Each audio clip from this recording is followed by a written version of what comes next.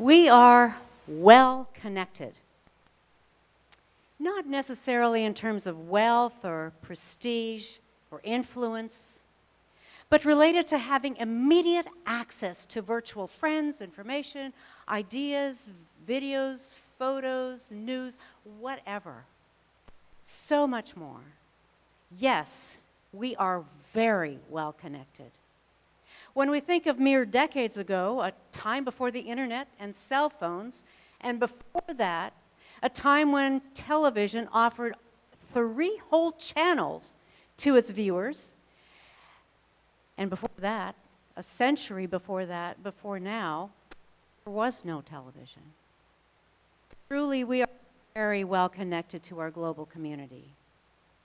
Connectivity has revolutionized how we learn and how we think, how we consume news, and how we access entertainment. It becomes the foundation for most everything. Did you read that? Did you see that? Even those of us who do recall a time where it wasn't like this, we might sneer just a bit thinking about how naive we were. Maybe we were even pretty uninformed. Regardless of what we feel about cultural shifts, the brazen intrusion of the digital age has overpowered the more modest, simple values. Is that good?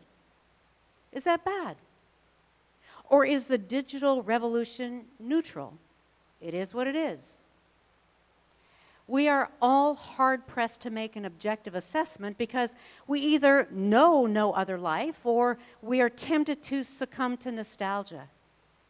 I guess we could say there is no gain without loss, no progress without exchanging what is trusted for something new and unknown, letting go of what is tried and tested but possibly outdated.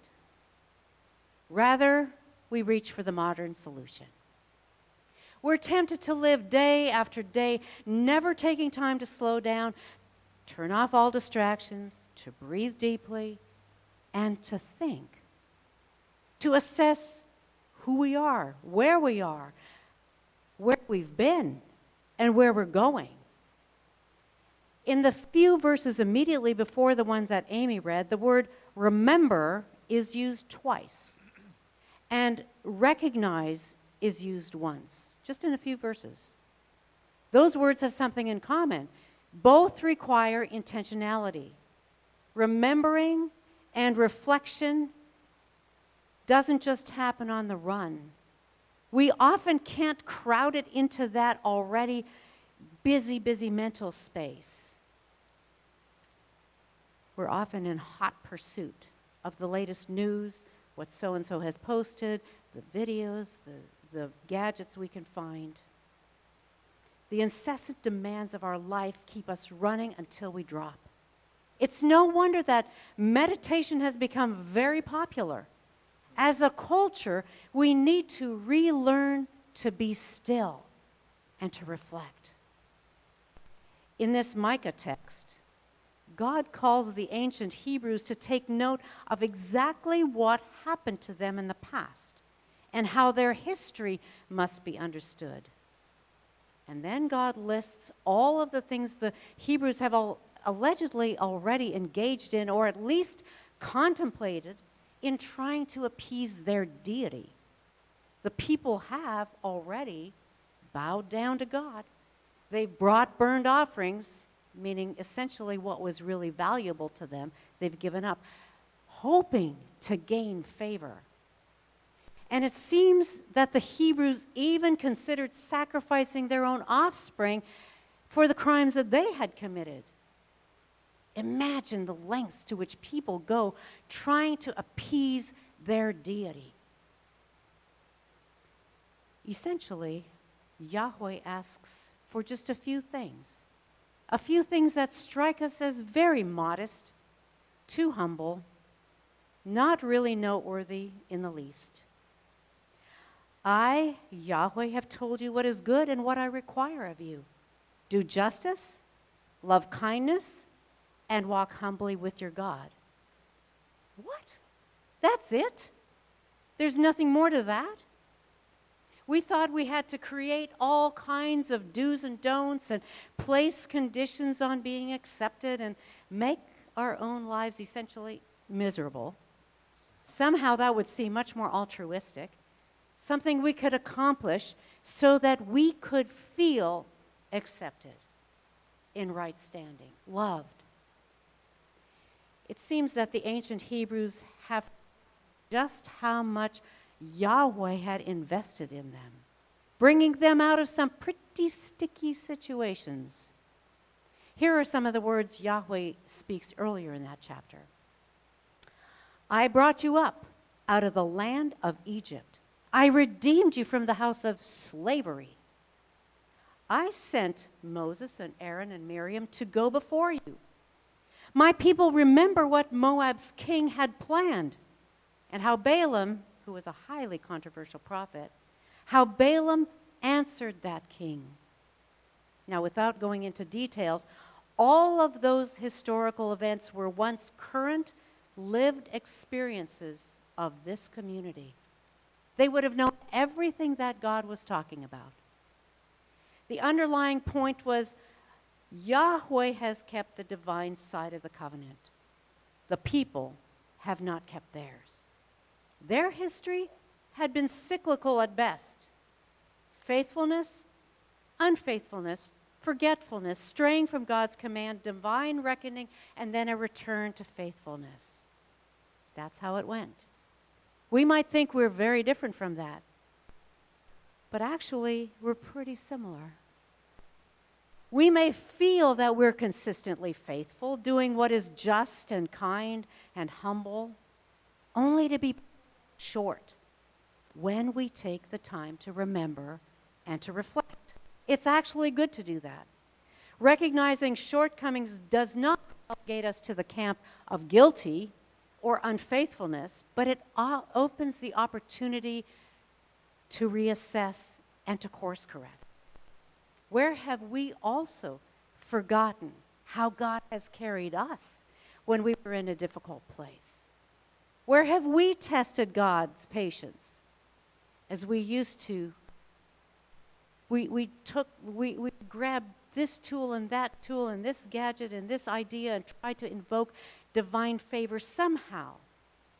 We tried to be successful, whatever that meant. Where have we implemented complicated systems in an attempt to cover all the bases and to be just the right kind of people? But God distills it down to just 3 things in this text: justice, kindness, humility. This is the calling of a prophetic community of faith. These seem like manageable goals, and yet being faithful to all 3 of these kicks off a lifetime of course correction. Why? Because we don't automatically gravitate there, and we don't see many examples to follow. It is rare to even find oblique references to these values in the spaces in which we move, virtually or in person. The hours I spend reading others' perspectives on a plethora of platforms only rarely call me to find new ways of justice, to relate to others with kindness, and almost never to consider being humble versus striving to be the best, the top, and influencer. We may need to become the models for each other, for our children and our youth, and for our community. Can connectivity compete with community? Why did I choose that title? It's not my intention to pit one against the other, because one is an inevitable reality of our modern life, and the other is an ideal we must continue to work toward. If we abandon one-on-one relationships, we come up short. Even though community has its flaws and its imperfections, we need it.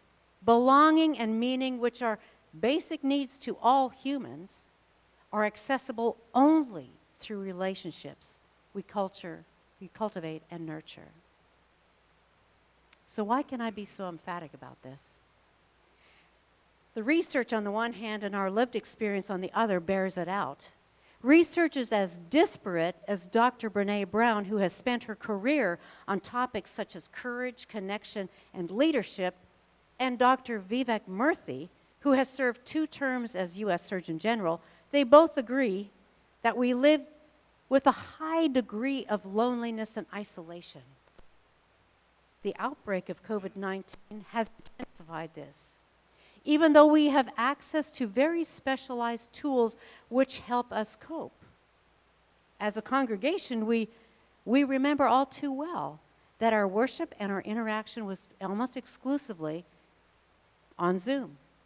The other side of this almost exclusively virtual year-long virtual connection has us as a culture now struggling to mitigate the debilitating side effects of such things, such isolation that we experience. It causes anxiety, depression, loneliness, as well as educational and developmental setbacks in children and youth. Now, Dr. Murthy points out that loneliness strains not only our mental and our relational health, but is linked to physical conditions such as heart disease and even premature death. I'm not here to scare you. But these are findings that are confirmed in our own lived experience. We feel isolated and detached, disconnected, lonely. If we take time to reflect, even those of us who are healthy and can manage our day-to-day lives, we notice new levels of anxiety and aloneness. As members of the most connected culture in the history of the globe, we are lonely. The 3 values we are called upon to embody individually and as a community of faith, justice, kindness, and humility, are not abstract. They're lived out in relationship to other people. So rather than be isolation, this is an invitation to design a meaningful response. What do we need to put in place personally to remind us of our values? Justice, kindness, humility. Can we be aware of people, our church community and our broader local community, who are forced into injustice, for example? Some have inadequate health care.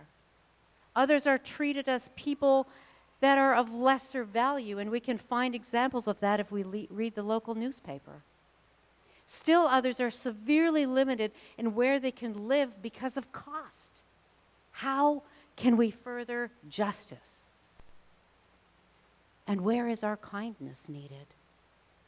I'm heartened by people in our congregation who are reaching out to others with cards and texts and visits, phone calls. But we heard this morning, we need more people to do that, more people to join in that. That's what kindness looks like. Kindness also includes looking for ways to serve, like the upcoming donation drive for the laundry supplies. Thank you, Missions and Social Justice, for reminding us of ways that we can practically be involved in kindness in our community. Our kindness may be able to extend to a shopper in our grocery checkout line who may appreciate someone paying for their family's groceries just this once. Or it could be as simple as slowing down to let a merging driver into our lane of traffic. Speaking to myself. It does take intentional awareness. Now, humility is a little less tangible and possibly a little bit suspect. We've all experienced people who use a kind of false humility to garner sympathy or elicit praise. But that's not humility.